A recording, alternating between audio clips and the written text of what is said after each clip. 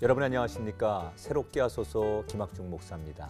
안녕하세요. 전혜진입니다.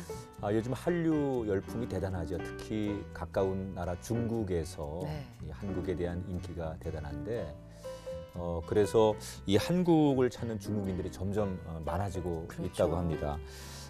대림동에 가면 그 중국 분들이 많이 계시다고 하는데 얼마나 사시는 것 같아요? 저도 뭐 제가 일일이 세워보지 못했지만 대림동에 차이나타운이 있다고 하니까 뭐 조선족과 한족들 합해서 한 2만 명 있지 않을까요? 아, 그래요. 저도 뭐 그렇게 들었는데 정말 이 코리안 드림을 꿈꾸면서 이 한국을 방문하시고 또 정착하시는 중국인들이 많은데 보통 이제 그 한국 사람이면서 중국의 국적을 두신 분들, 조선족이라고 하시죠. 그런 분들이 한 70만 명 정도 되고요. 와, 많네요. 한족이 한 30만 명 정도, 그래서 우리나라에 한 100만 명 정도의 중국인들이 계시다고 해요. 생각보다 굉장히 사실 많은데요? 그분들이 멀리 계신 분이라고 생각했는데 어느덧 우리의 이웃이 됐고 우리와 함께 더불어 살아가는 분들이 되셨습니다. 네, 그래서 오늘 모실 분은요. 이렇게 한국에 있는 그 조선족과 한족들을 위해서 열심히 앞장서서 그의 인권과 또 생명 보호를 위해서 노력하고 계신 분이십니다. 많은 그 중국인들이 이분을 우리들의 친구라고 중국인의 친구라고 호칭한다고 하는데요. 그 주인공 지금 만나보시죠. 서울 영등포구 대림동. 코리안 드림을 안고 한국으로 건너온 중국인들이 모여 사는 곳. 이곳에 가정폭력, 임금체불 등 한국 정착에 어려움을 겪는 중국인을 위해 그들의 목소리를 대변하고 있는 최황규 목사가 있습니다. 1999년 중국 난민과의 우연한 만남을 계기로 국내 체류 중인 중국인을 위한 사역을 시작. 2003년 교회를 개척하며 본격적으로 조선족과 한족을 섬겨왔습니다. 때론 곱지 않은 시선을 받고 때론 관심 밖으로 외면당했던 이들에게 따뜻한 손길을 건넨 한 사람. 중국인들의 아빠 목사 최황규 목사를 만나봅니다.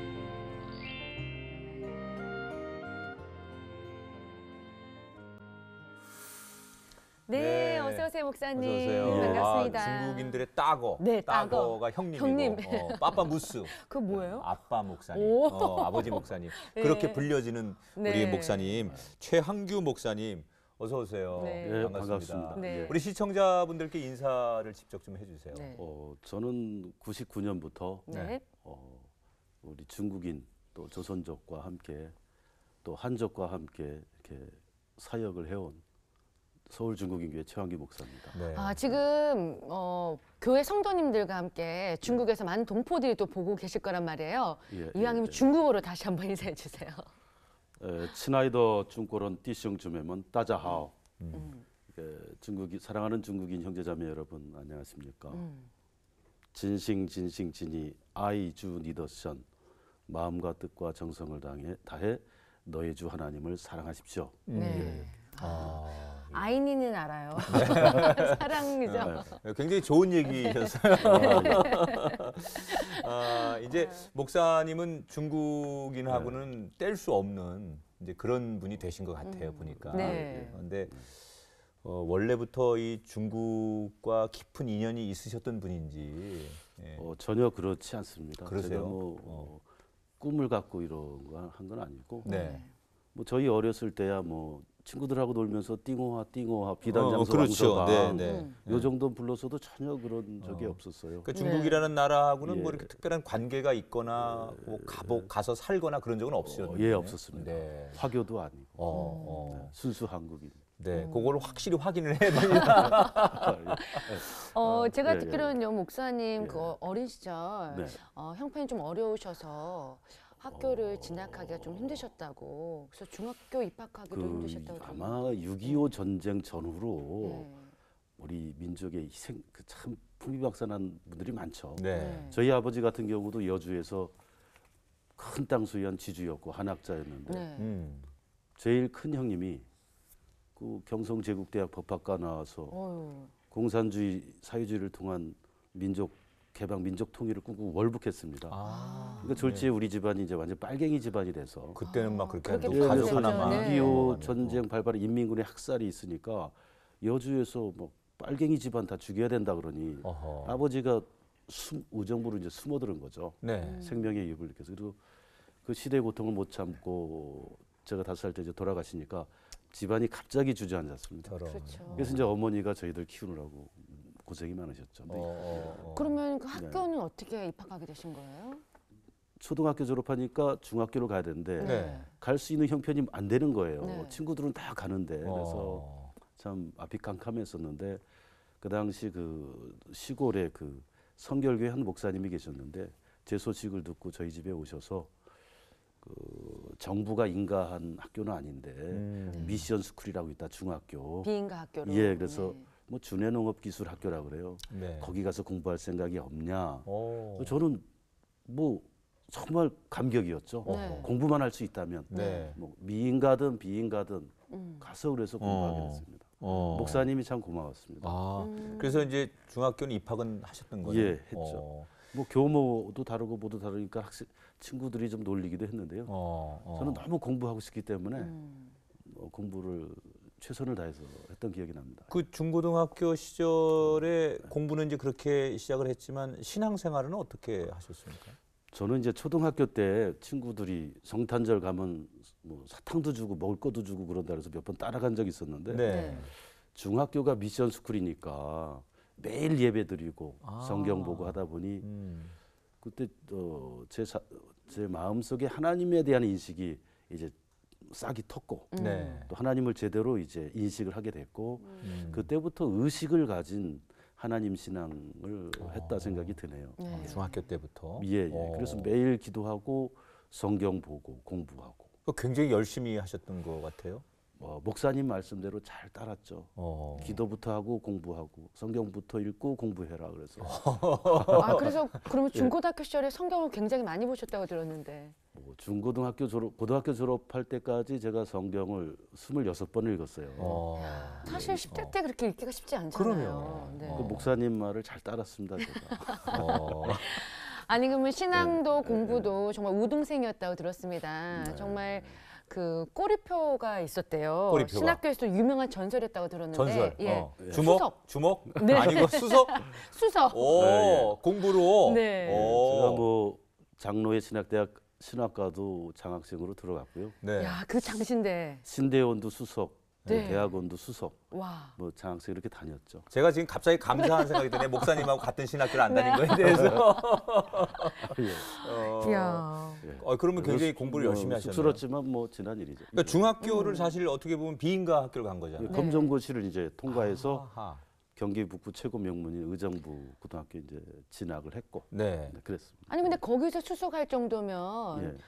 뭐 정말 내노라는 대학도 갈 수 있잖아요. 가정 형편도 좀 어려우셨을 거고. 그렇죠. 저희 집안에서는 우리 집안을 한 푼이라도 좀 벌어서 일으켜야 되지 않겠냐 다시. 그런데 네. 저는 그 당시 인생의 절대자인 하나님만 네. 의지할 수밖에 없지 않나 하는 그것이 뭐 이게 머리끝부터 발끝까지 있어서 네. 가족들의 반대를 무릅쓰고 신학교를 들어갔습니다. 그 같이 학교를 다녔던 친구분들한테는 네. 예. 그 교수할 자네가 왜 지금 중국인들하고 뒹굴어? 워낙 공부를 잘해서 네. 되게 이제 공부 잘하는 학생들이 물론 목회도 하시지만 유학 가서 이제 공부하고 학자가 되고 그렇죠. 뭐 교수가 되는 분들이 코스로. 많으니까 그런 얘기를 지금도 가끔 들으신다고 그래요. 아이고. 근데 이제 반전입니다. 네. 이렇게 공부 잘하시고 신학교 수석 입학을 네. 하셨던 우리 목사님께서 지금 이렇게 훌륭한 사역하지만 신학교를 들어가자마자 엄청난 방황을 했다. 예. 이게 지금 믿을 수가 없는데요. 얘기를 들으면서 지금의 목사님 또 그렇게 성실했던 성경도 많이 읽고 우수한 성적으로 신학교를 들어갔던 목사님이 방황을 했다고 하니까 예. 이해가 안 됩니다. 왜 그러셨어요? 저희 장로의 신학대학이 신학적 입장에서 그 중도입니다. 네. 그러니까 보수와 진보를 다 이제 균형 있게 보는 신학교인데 장신대 1학년 들어가가지고 뭐 예를 들어서 성경, 뭐 창조 이야기라든가 네. 뭐 노아의 홍수가 고대 중동 문학의 영향을 받았다. 이런 것부터 등등등. 교회에서는 한 번도 들어보지 못한 그렇죠. 얘기를. 저도 처음 들어보는데요. 저는 네. 그 어떻게 보면은 고등학교 졸업해서 순백의 영혼으로 들어간 학생이었는데 네. 그런 게 슬슬 들어오니까 아주 근본부터 아주 폭탄 맞듯이 어허. 마치 흔들리기 시작하셨군요. 예, 초토화된 거예요. 음. 완전 폐허가 됐고 그게 너무너무 받아들이기 힘들었었어요. 그래서 방황을 아주 너무너무 했습니다. 그러면 신학교를 졸업을 좀 하여튼 오랫동안 다니시면서 하셨겠네요? 그 휴학도 하고 복학도 하면서 이제 공부한 횟수는 9년 동안 학부, 신대원, 대학원 9년은 공부했어요. 예. 하긴 했는데 하여튼 계속 마음속엔 갈등과 방황이 있었다. 그렇죠. 이 내적인 신학적 갈등이라는 게 네. 하루 이틀에 그게 해결되는 문제가 아니더라고요. 겪어보니까. 그러면은 목회를 바로 이렇게 목회 길을 가셨나요? 사실 신학교를 졸업하고 저를 이제 성찰해 봤을 때 제 안에 뭐 확연히 하늘이 열리는 듯한 깨달음이나 뭐 내면에 뭐 충실한 확신 같은 것도 없고 신학적 질문은 계속 머릿속에서 빙빙 돌고 네. 그래서 과연 제가 이런 상태로 목회를 할 수 있겠나. 일단은 확신 뭐 100% 이 여기에 대해서 그래야지 증언자로 살 텐데 그래서 자기 소명이 없는. 예, 그래서 이거는 목회를 하면 안 되겠다. 그래서 우여곡절 끝에 이제 목사 안수는 받았지만 이 길을 가지 말자. 좀 많이 괴로웠죠 그때. 9년을 저거 하고 너무 목사 안수까지 받으신 거예요? 예, 네. 받았는데 안 되겠더라. 그래서 유양리 양주군 유양리 시골로 내려가서 네. 뭐 초야에 묻혀서 좀 번역도 하면서 이렇게 지냈어요. 아, 번역이요? 예. 그럼 무슨 제가 좀 공부를 번역? 좀 해가지고 예. 영어 서적을 한글로 번역하는 거. 수입도 좀 괜찮았습니다. 아. 월 번역이- 300 벌 때도 있고 400 벌 때도 그 당시에요. 한 18년, 19년 전에. 네. 그러면 예. 그때는 오히려 행복하셨습니까? 아이 그럼요. 고민 안 해도 되고 네. 목사 안 해도 되니까 시골에 묻혀서 봄이 되면 냉이도 캐고 고들배기도 캐고 네. 가을 되면 밤도 죽고 네. 저수지도 있고 아주 정신적으로 행복했죠.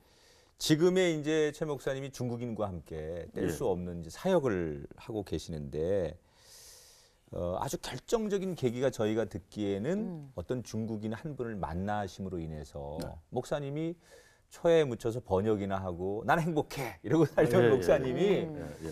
완전히 이제 바뀌는 또 다시 그런 계기. 그러니까 전혀 지금까지 예, 예. 얘기하고는 또 다른 반전의 얘기가 이제 네. 있다고 하는데 네. 어떤 분을 언제 어떻게 만나신 겁니까? 1990년대 후반 북한 우리 동포들이 한 300여만이 굶어 죽고 네. 탈북자들의 고통이 뭐 좀 아프게 알려지고 그럴 때 이제 뭐 시골에 있다가 이화여자대학교에서 북한 인권난민 국제회의라고 하는 게 전 세계 인권운동가들이 모여서 그 국제회의가 있었어요. 네. 관심 차원이죠. 뭐 어. 돕고 행동하는 게 아니라 그래서 갔는데 거기에 한국으로 탈출한 중국 반체제 민주 인사가 왔어요. 네. 근데 한국에서 완전 고립당한 겁니다. 어. 그래서 국제운동가들을 향해서 자기를 좀 살려달라고 했는데 이미 회의에 끝나고 나서 온 거예요. 아하. 그래서 한국에서 고립됐죠. 그 한국 정부가 그 당시엔 도와줄 수가 없었나요? 제가 겪어보니까 우리나라 정부가 중국하고의 외교관계, 중국 눈치도 보고 부담을 느끼고 있어서 그 시보라고 하는 사람을 완전히 누르고 있었죠. 숨도 못 쉬게 하고 있었고. 저는 이제 운동권도 아니고 뭐 인권운동 해본 사람도 아니고 그래서 민주화 운동하다 한 서너 차례 감옥을 간 분들도 찾아뵙고 이분을 살려주십시오. 제가 힘이 없으니 네. 거절당했고 뭐 천주교, 불교, 개신교 인권위원회 찾아갔는데 거절당했고 그래서 저도 고립당했어요 한때는 이분하고 살면서 어떻게? 왜요? 주변 사람들이 미친 짓 한다고 그러지 아. 왜 쓸데없는 일 하냐 뭐 세상 물정 모르면 바보다 뭐 그러면서 주변 사람들이 저 친구 위험한 일 하는 인간 하면서 슬슬 떠나기도 하고 네. 저희 집에서 저도 뭐 고립당하기도 했고 그래서 이제 국제사회 그 스위스의 그 유엔 난민 고등 판무관 본부로 연락을 취해서 시보 선생을 이제 보호하고 유엔이 인정한 난민이 되도록 했습니다. 아무튼 참 그 한 생명한테는 네. 목사님 너무 귀한. 그 당시에 만약에 추방을 당했으면 그분이 예. 중국으로 가게 되면 그 당시는 근본적으로 글을 썼기 때문에 네. 평생 감옥에 있거나 이제 총살 네. 형당할 수 있는 분이었죠. 예. 그 시버라는 분을 도와주시려다가 오히려 이제 시버를 통해서 목사님이 중국인을 돕는 그런 일을 하게 되신 거네요. 시버를 도울 때 가슴이 좀 따뜻한 그 김의정 목사님이 당시에 서울 조선족회 부목사님으로 계셨는데 시버를 도와주기 위해서 무소차 끌고 찾아오고 도와주고 뭐 이래저래 도와줬는데 올 때마다 네.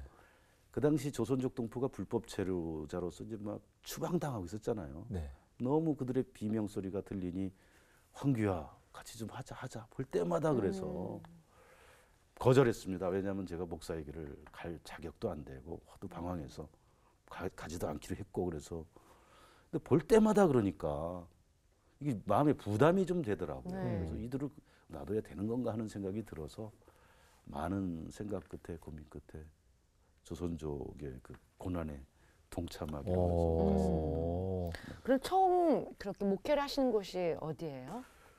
뭐 목사라고 하는 그 직책을 갖고 제대로 한 거는 서울 조선족교에 가서 네. 하게 됐습니다. 그 전은 뭐 다 저거 지난. 네. 이제 그런 것을 통해서 결국 하나님은 쉬버뿐만이 아니라 네. 우리나라에 들어와 있는 많은 중국인들을 이제 네. 보게 하신 건데. 그러니까요. 얼떨결에 이렇게 원치 않게 이렇게 끌려 나온 감이 좀 있습니다. 사실. 예. 목사님이 스타세요. 왜요? 전국 노래자랑에 나오셨어요. 아니 못하시는 게 뭐가 있으세요? 노래 시킬까봐 그러시는 거 아니에요? 지금 예, 예. 윤수일의 아파트를 부르셨대요. 지금 막 인권 운동하시고 막 분위기가 이러다 갑자기 전국 노래자랑 하니까 생뚱맞은데. 아니 어떻게 전국 노래자랑에 나가서 아파트를 부르셨어요? 목회하시다 말고 또. 아니 이제 서울 조선족계 이제 우리 네. 동포들이 네. 불법 체류 상태였잖아요. 네. 그러니까 200만 조선족 동포가 한국 정부 고국에 대한 원망이 굉장히 컸습니다. 네. 그러니까 뭐 법무부 출입국 직원이나 경찰에 잡히면 다 그냥 무조건 추방이니까 원망과 한이 많았죠. 네. 그래서 아마 한국 사회에서 가장 처음으로 따뜻하게 손길을 펼쳐준 게 조선족과 함께하는 전국 노래자랑이었습니다. 추석 때. 네. 그때 15,000여 명 정도 동포들이 모였는데 네. 가가지고 서울 조선족교 이제 교역자들 가운데 누군가는 조선족을 대변해서 우리 형제 자매다라는 거를 말을 해줘야 되는데 교역자들 쭉 둘러보니까 저한테 거의 강요를 한 거예요. 그게 아니라 옛날에 좀 놀아본 분이 제 목사님밖에 없는 거야. 아 사실 저 놀아봤으면 좋겠는데요. 아 놀지도 놀아보질 않으셨잖아요. 못했어요. 방황만 수석에 하고. 꼬리표를 달고 다니셨는데. 저 정말 목사님 놀아보고 억울해요? 싶어요. 네, 아이고, 억울해요. 놀아보고 네. 근데 어떻게 그래서 어떻게 뽑히신 거예요, 그러면? 총대를 메고 나가셨군요. 아 그래가지고 또 예심 PD가 그러는데 네. 네. 노래장 PD가 예심 통과하지 않으면 안 된대요. 네. 제가 근데 뭐 성악이나든가 찬송은 불러봤는데 네. 이 가요는 좀 익살스럽고 간드러지게 불러야 되는데 네. 네. 그 넥타이 메고 뭐 점잖게 하면 안 된다 그래가지고 그냥 뭐 춤도 춰보고 했다 안 될 것 같아서 우리 네. 조선족 아줌마 예술단 출신 아주머니한테 네. 부탁해서 그분은 백댄스하고 백댄서. 저는 제대로네요. 저는 이제 아파트 부르고 네. 그래도 조선족은 우리 형제자매라고 네. 하는 걸 알리는 그 임무를 네. 수행하러 좀 망가졌지만 그냥 했습니다. 반응이 어땠나요? 뭐 조선족 동포들은 열광적이었죠. 네. 네. 그 끝나고 나니까 네. 동포들이 네. 목사님 옛날에 놀아봤죠. 그러니까. 그런데요, 이렇게 뭐 우스운 일들도 있었지만 네. 사실 그 사역을 하시면서 네. 더 힘든 일들이 많으셨을 것 같다는 생각이 들어요. 아, 그래서 많은 일이 힘들었죠. 일단 뭐 조선족 동포가 불법 체류 상태니까 네. 그 합법 체류를 만들기 위해서 서울 조선족회 서경석 목사님이 앞장서셨고 네. 부교역자로 같이 함께 동참을 했고 많은 뭐 그들을 합법적인 체류를 위한 뭐 투쟁이면 투쟁이랄까 운동이면 운동 뭐 거의 뭐 독립운동 하듯이 살았던 것 같아요. 예. 많은 조선족들과 또 한족들을 만나셨잖아요. 네네. 특별히 기억에 남는 분들이 계실 것 같은데. 많겠죠. 네. 제가 그 서울 조선족교에서 가장 기억이 남는 것은 미립국했던 동포가 네. 미립국 비용을 다 갚지 못해가지고 뿌로크한테 쇠파이프로 그냥 온몸을 두들겨 맞아서 거의 뭐 반죽음 상태로 해가지고 저희 교회로 엉금엉부 기다시피 해가지고 교회로 왔던 적이 있습니다. 네. 저는 몰라서 119를 불러서 이제 병원으로 데려가려고 그랬는데 119 직원이 왜 그런 일이 발생했냐 그래서 이렇게 이러저러 맞았다 그랬더니 119가 오고 나서 조금 있다가 경찰차도 오더라고요. 네. 저는 몰랐어요. 폭행으로 되면은 112 차량도 자동으로 온다 그럽니다. 그래서 미리국한 동포라고 인지하니까 경찰이 수갑을 탁 꺼내더니 저기 숙소에 누워 있는 저 지금 거의 뭐 누워 있는 동포를 네. 체포하겠다 그러는 거예요. 또 그 당시 서울 조선족교회는 이제 숙소가 있어서 네. 50여 명의 동포들이 있었는데 한 다 불법 체류자입니다. 네. 경찰차가 사이렌 앵앵앵 하면서 딱 오고 체포하겠다 딱 얼마나 놀랐어요. 하니까. 네. 뭐 동포들이 하얗게 질린 거죠. 저 미리국 동포뿐만 아니라 우리들도 잡아가는 거 아니냐. 그럴 수 있죠. 그래서 제가 교회 대문을 막아놓고 경찰하고 대치를 했죠. 네. 저 동포는 못 잡아간다. 네. 잡아가려면 나를 잡아가라. 네. 그리고 만약에 그럼에도 불구하고 잡아가려 나를 밟고 가라. 네. 결상전으로 전화해서 그러다가 뭐 제가 수갑이 체인을 한 있어도 반드시 저 동포는 보호하겠다. 지켜야겠다. 예. 네. 그래서 한 30분 대치하고 싸우다가 경찰이 이제 상부하고 의논하더니 모든 책임을 그러면 당신이 지시오. 네. 그러면서 이제 물러섰죠. 어. 그래서 이제 살렸습니다. 예. 야, 그러니까 그분은 지금 뭐 사실 맞아가지고 피가 나고 치료가 아이고, 필요한데. 뭐 전신이 뭐 시커멓게 멍들었죠. 그 안에 계셨던 50분의 다른 네. 동포들도 굉장히 놀랐겠어요. 처음에는 잡혀갈까봐 놀랐는데 네. 저는 뭐 그때는 사생결단으로 이제 저항하려고 네. 했으니까 그리고 그 50여 명의 동포 다 봤잖아요. 네. 야, 저 최한규라는 사람이 저 사람이 한국 사람인데 네. 우리를 위해서 저렇게 확 자신을 던지는구나 하는 걸 보면서 신뢰가 형성이 좀 됐습니다. 예. 처음 봤을 것 같아요. 너무 정말. 그렇죠. 그렇죠. 네. 그 상황에서 사실 쉬운 네. 일이 아니거든요. 왜냐하면 아무리 목회자라도 네. 법이라는 게 또 있는데, 예. 네, 그 그거와 당시 맞서서. 제 별명이 조선족 동포들이 저를 우리의 대장군이라고 불렀습니다. 그 모습 보고 예. 정말 진심 우리를 위해 주는구나. 예, 그뿐만 아니라 여러 가지 운동할 때도 그랬고. 근데 이제 말씀하신 대로 그렇게 조선족 가운데나 이런 분들이 대개는 이제 신분이 좀 어려운 입장인데 예, 예. 그렇죠. 오갈 데가 없으니까 다치거나 아프면 네. 이제 정말 마지막에 이제 교회를 찾아오는 경우가 많았을 텐데 어, 그러면 이분들을 이제 병원으로 결국 가야 되잖아요. 예. 그러면 이 보험도 되지 않고 그쵸. 실질적으로 우리나라에서 보호해 줄 수 있는 제도가 없기 때문에 병원비라든지 치료하는 이런 일들을 외면할 수 없어서 네. 현실적인 어려움이 많으셨을 것 같아요. 당시는 의료보험이 안 됐습니다. 지금이야 이제 합법적 제도가 도입돼서 의료보험도 다 되지만 그래서 병원을 입은 중병 건 동포들, 암 걸린 동포들, 뭐 사고 난 동포들 입원을 시키려면은 그렇게 입원시키기 어려웠어요. 그럼 최소한 보증금, 입원 보증금 500만 원을 최소한 줘야지만 입원을 시켜줬어요. 보증금을 많이 내야 되네요. 예. 그래서 근데 다 일일이 500만 원 될 수가 없잖아요. 그렇죠. 네. 그러니까 제가 뭐 다 이렇게 개인적으로 입원 보증 쓰고 치료하고 또 치료비 없어서 어떤 분은 응급실에다 갖다 놓고 이런 분을 안 치료해 줄까 해가지고 응급실 가가지고 간호사님한테 간호사님 잠깐만 저 화장실 갔다 오겠습니다 하고 그 뒤로 나가서 도망도 간 적도 있었고 네. 어떻게든 입원을 시켜야 되니까 네. 그런 것들이 뭐 많았었죠. 이야, 이게 참 마음 아프죠. 네. 네, 환자 놓고서 내가 계속 옆에 있을 수 없어서 그냥 놓고 나와야 하는 또 그 심정. 참 심정이 그랬죠. 도망갔습니다 저는. 하도 안 받아주니까. 그러니까 보호자가 있으면 오히려 보호자한테 그 자꾸 500만 원 내야 되니까 제가. 네, 네. 그래서 저도 교회 돈도 없고 교회도 돈도 없고 이 병 걸린 분도 돈 없고 치료는 받아야겠고. 그런데 그렇게 병원비는 둘째 치고 힘든 형편이 어려운 분들을 위해서 보증을 그렇게 또 많이 서주셨다고 들었습니다. 근데 당시는 이제 동포들이 불법 체류자라서 네. 핸드폰도 개통이 안 되고 네. 통장도 개통이 안 되고 또 현장일 어디 가면 합법 체류만 써야 된다 그러니까 제 주민등록증 복사 좀 해달라, 뭐 등본 좀 복사해달라 그냥 원하는 대로 다 이렇게 해줬습니다. 그래서 상처를 많이 받으셨다고요. 급한 돈이 필요하니 돈 좀 빌려달라 그래서 저도 돈이 없어서 뭐 외환은행인가 그래서 300만 원 빌려서 줬는데 또 뭐 안 갖고 뭐 달아나기도 하고 네.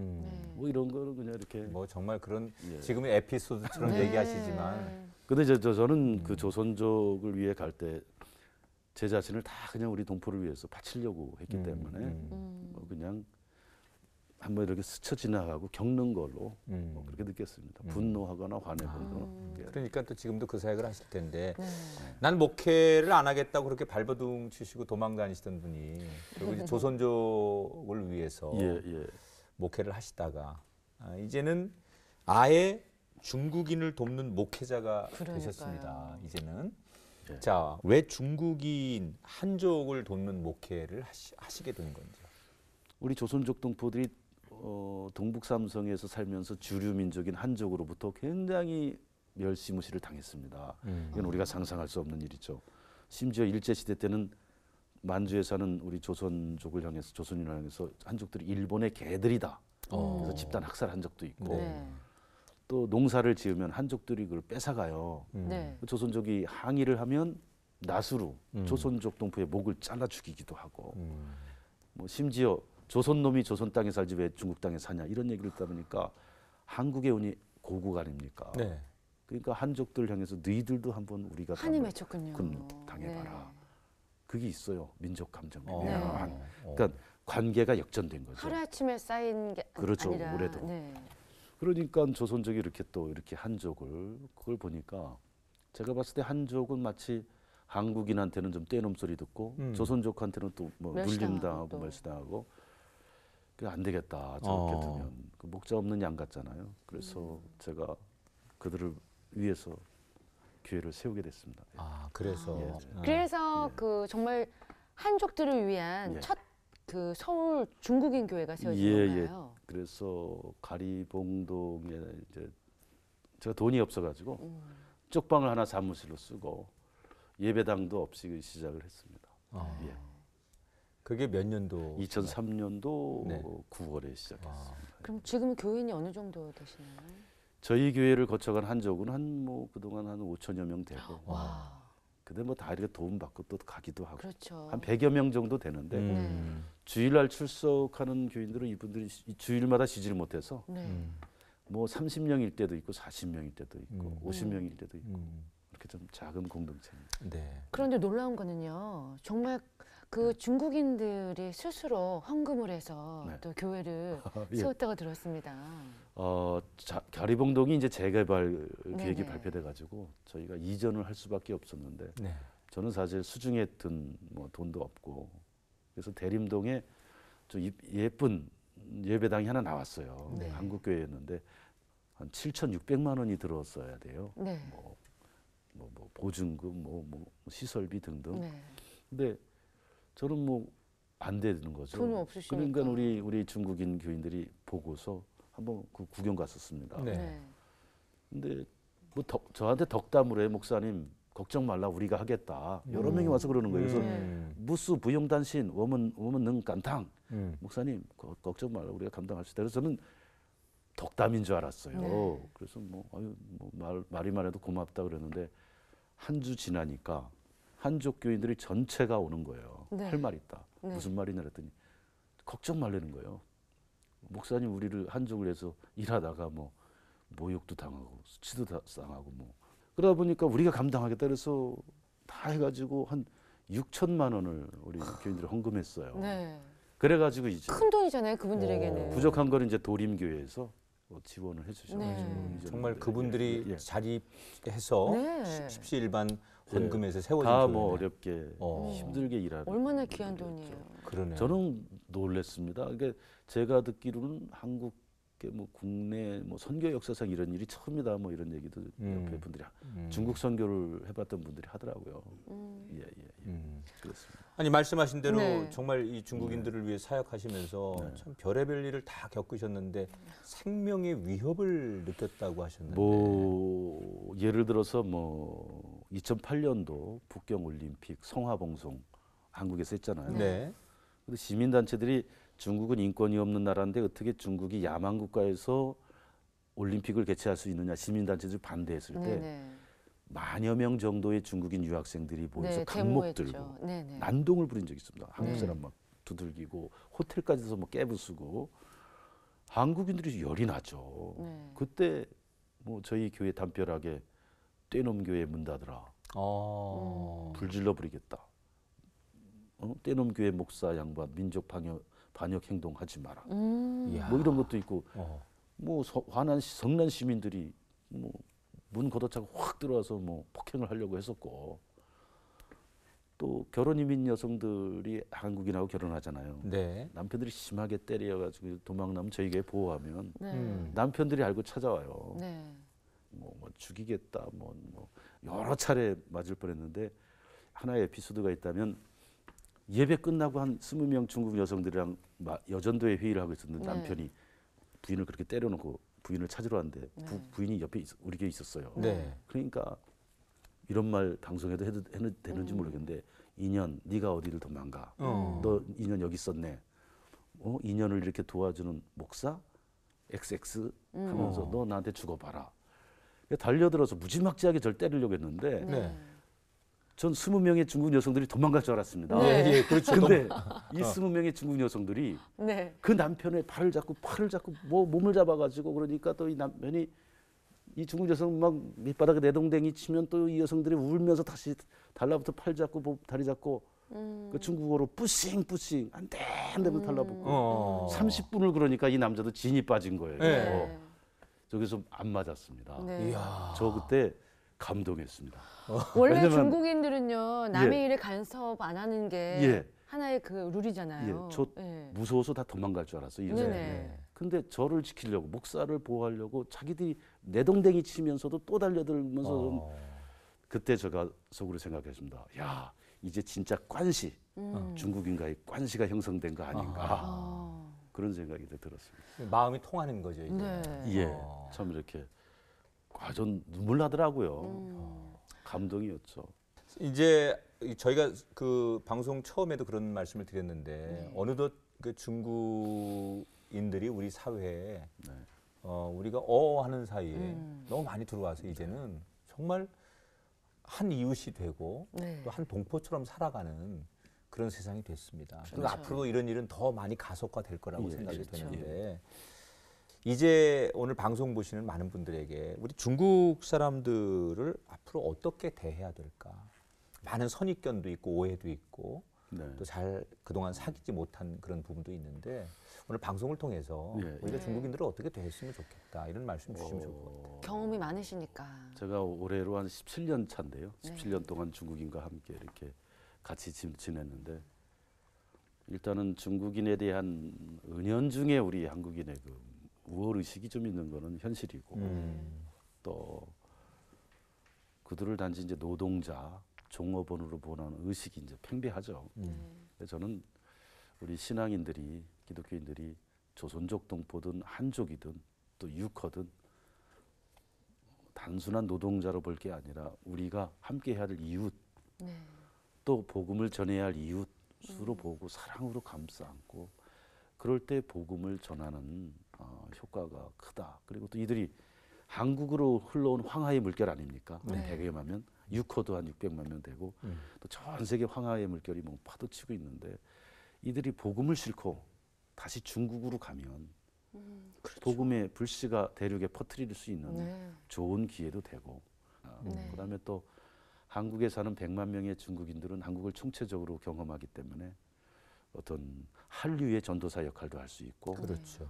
또 한중 간의 그 어떤 이 매개 네. 어떤 다리 역할, 가교 역할도 할 수 있고 어떻게 통일의 조력자도 어느 정도 해낼 수 있는 귀한 집단이다. 그렇죠. 그렇게 우리가 통찰해야 되지 않을까. 맞아요. 저희가 사실 새롭게 하소서 모실 때 음. 이미 목사님의 생각과 그런 가치를 존중하기 때문에 네. 오늘 모시게 된 거니까 아마 그동안 못 하셨던 이야기 오늘 통해 하시면 몇 년에 걸쳐 얘기한 것보다 예, 더 많은 예, 효과나 또 앞으로 영향력이 생기지 않을까라는 네. 생각이 듭니다. 오늘 시청자들에게 예. 앞으로의 계획과 또 마지막으로 기도 제목 나눠주시면 정말 예. 이렇게 중국어로 화이팅이 뭐죠? 짜요. 짜요. 짜요. 짜요 하실 거예요. 예. 그 실질적인 중국 선교의 길이 막힌 상황에서 저희 교회가 들어있는 건물이 지하 1층 지상 5층인데요. 그걸 기회가 되면 인수해서 중국인 선교센터 한국에서 하나 해서 또 한족의 보금자리 또 실질적인 중국 선교를 해보고 싶고 네. 또 하나가 있다면은 대림동은 한국인, 조선족, 한족 이 세 개 민족이 부대끼면서 때로는 갈등도 하고 충돌도 하며 살아갑니다. 그래서 저는 조선족도 겪어봤고 한족은 함께하고 또 한국인이기 때문에 이 대림동을 갈등의 마을이 아니라 한중 평화 마을로, 화합의 마을로 구상하면서 좀 함께 이렇게 만들어 보고 싶다 생각이 듭니다. 정말 필요한 것 같아요. 네. 생각만 해도 얼마나 아름답습니까? 어우러지고 싸움이 있던 분쟁이 있던 그곳에 서로를 바라보면서 웃고 격려하고 어깨동무할 수 있는 그런 세계를, 그런 동네를 하나님이 제일 꿈꾸실 텐데 그 꿈을 우리에게 보여주셨으니까 함께 기도하면서 저희도 목사님의 사역에 응원을 보내드리고 또 기도하면서 그런 세상이 오도록 또 하나님이 만드신 그런 나라가 되도록 저희도 축복하도록 하겠습니다. 네. 감사합니다. 오늘 함께해 주셔서 감사합니다. 목사님 힘내세요. 고맙습니다. 네. 감사합니다. 예.